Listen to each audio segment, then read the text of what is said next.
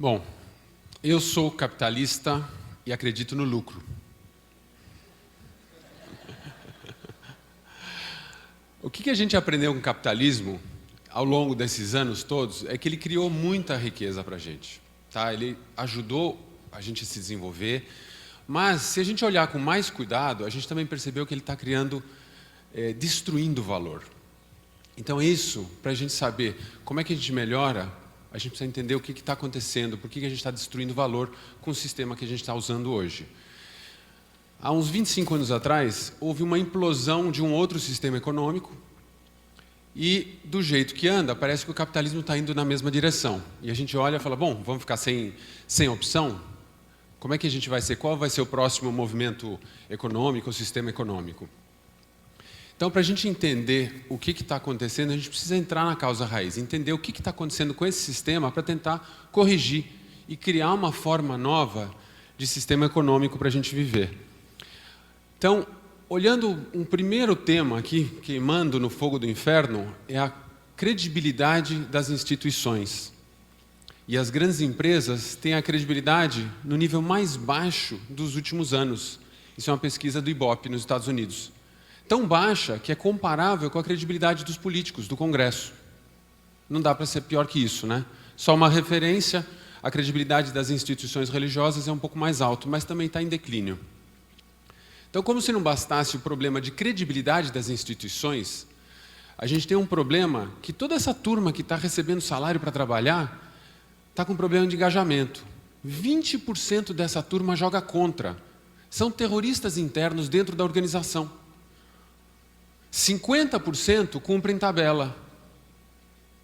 Só fazem algo quando pede, só entrega quando é cobrado. O que é isso? O campeonato acabou, já tem o time campeão, já tem o time rebaixado, eu tenho que jogar um jogo. Se eu fizer gol, se eu não fizer, se eu ganhar, perder, não vou mudar na tabela, não vai acontecer nada. É isso. O pessoal vem para trabalhar e sai a hora que dá. Deu 5 horas, vai embora. Graças a Deus, a gente tem um 30% de pessoas que ainda estão engajadas. E aí, quando eu vi 30% engajado, eu falei, aonde será? O que será que está acontecendo? Né? Será que tem algum setor que isso é melhor? Aí eu fui procurar e achei uma turma que está aumentando. Eu falei, que turma é essa? A gente tem uma turma dessa aqui. Praticamente todo mundo. É a turma do serviço voluntário, que faz sem receber. Aí você fala, nossa, isso é estatística, de novo, dos países que têm estatística disso, do governo americano. Então, tem algum lugar, tem um grupo de gente que está se engajando mais no que faz. Como é que a gente aprende essas coisas? O que está acontecendo? E aí, o último ponto, assim, quando a gente olha nosso planeta, 6, 7 bilhões de habitantes, e a gente fala, não, o desenvolvimento é se a gente tiver o mesmo padrão dos Estados Unidos, da Europa, do Japão. Agora, se o mundo inteiro consumir a mesma coisa que essa turma consome, a gente vai precisar no mínimo, dos recursos de 4 planetas. Então, aquilo não vai ser o caminho, né? Porque quando a gente tem alguma coisa para jogar fora, a gente joga no cesto de lixo. Alguns lugares a gente separa, recicla. Agora, quando o planeta precisa jogar alguma fora, para onde vai? Não dá para esconder. A gente está num movimento destrutivo. Tá certo? Agora, diante de tudo isso, está surgindo um movimento novo. Um movimento que vai permitir a gente produzir mais, vai permitir a gente produzir melhor e com mais qualidade. Esse movimento é o capitalismo consciente. Nossa, capitalismo consciente. É uma forma diferente de capitalismo.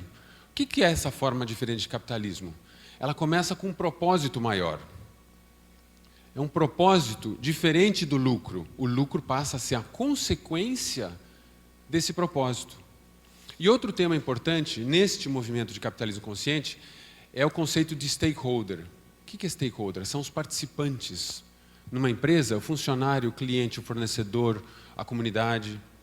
A gente vai depois explicar um pouco mais stakeholder. Terceiro ponto é a liderança consciente. Então a gente só consegue entrar para um movimento de capitalismo consciente com um líder consciente que vai levar a gente para lá, com um propósito maior para engajar os stakeholders. E a partir disso a gente consegue criar uma cultura engajadora, uma cultura de transformação. E esses 4 elementos vão definir a nova forma de empresa. é uma empresa consciente. E o momento que a gente tiver várias empresas conscientes, a gente passa para um sistema de capitalismo consciente. Tá?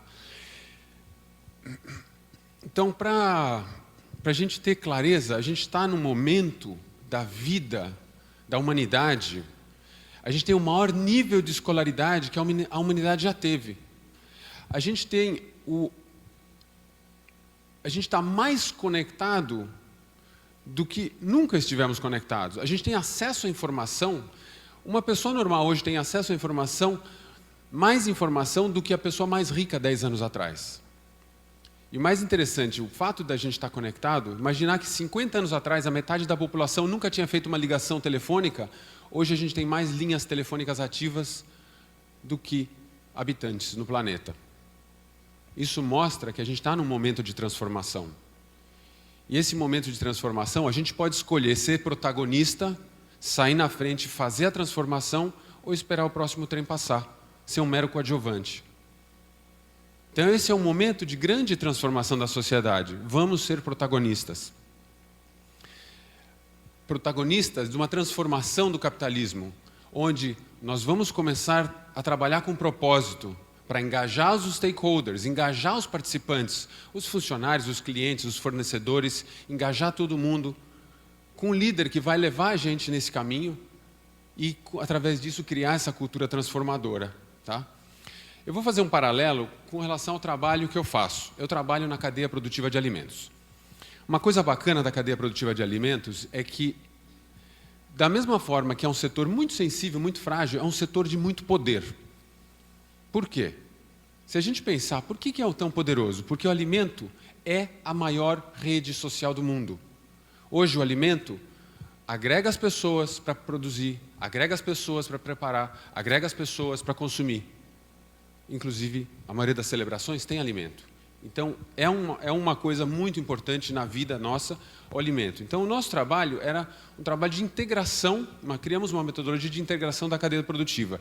Pegar esse cara aqui no produtor, no meio isolado, e integrar ele ao resto da cadeia produtiva.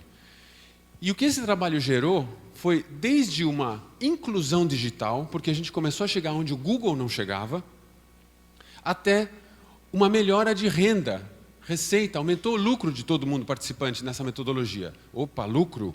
Capitalismo tradicional? Não. A diferença é que o lucro foi resultado do trabalho conjunto, não do trabalho isolado. Então isso fez a grande diferença. E aí, quando a gente começou a olhar, falar o que a gente efetivamente faz?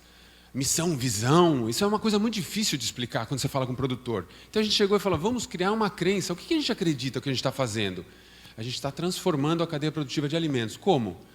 O caminho do resultado passa por todos. E cada um tem um resultado que quer. Tem gente que quer lucro, tem gente qualidade, quantidade e assim por diante.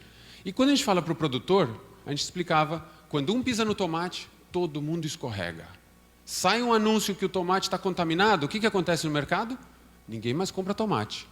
Indiscriminadamente, independente se eu produzo orgânico, se você produz convencional, se o agroquímico foi aplicado em excesso ali, todo mundo para. Então o caminho do resultado passa por todos. Essa foi a crença que a gente embutiu dentro do nosso sistema, dentro do nosso processo. E aí a gente percebeu como é que as pessoas ganharam mais dinheiro. Porque a gente começou a entender o desempenho do produto ao longo da cadeia produtiva. E a qualidade e a quantidade deixaram de ser um paradigma. Você só consegue muita qualidade quando você tem pouca quantidade. Ou quando você faz muita quantidade e a qualidade baixa. A gente conseguiu quebrar esse paradigma.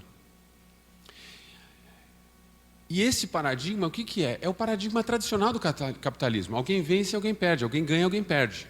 A gente mudou isso. Quando a gente conseguiu trazer a cadeia produtiva em cima do mesmo propósito, todo mundo estava ganhando. Todo mundo estava entendendo aonde a perda estava acontecendo. Né? E aí, olhando essa história, aonde está o propósito? Vamos voltar ao capitalismo consciente. O propósito era a nossa crença. O caminho do resultado passa por todos. Segundo, stakeholder. Quem são os stakeholders? O stakeholder mais famoso é o shareholder, o acionista. É aquele que põe o dinheiro primeiro e, se sobrar, ele tira o dinheiro no final. Então, ele faz muita pressão para sair dinheiro do negócio. Aperta muito. Mas o stakeholder, todos esses participantes, eles perceberam que a força da cadeia está no seu elo mais fraco. Se esse elo que está aí estourar, todo mundo perde. Então a gente não pode deixar ninguém perder. porque uma hora vai estourar o caminho. E aí, dentro desse conceito, quando a gente olha o conceito de sustentabilidade, a gente tem aquele conceito tradicional dos 3 círculos: o ambiental, o social e o econômico. O econômico é sempre a empresa, onde está o lucro. Não existe essa questão de intersecção. Isso é uma brincadeira acadêmica que deu tudo errado, porque o cara dá um problema no meio ambiente, ele vai lá e investe numa escolinha de uma área carente, que nem o mágico. Olha essa mão aqui, a outra está mudando a mesa do outro lado. Então é importante a gente ter noção que a nova visão de stakeholder é isso: o planeta é um só.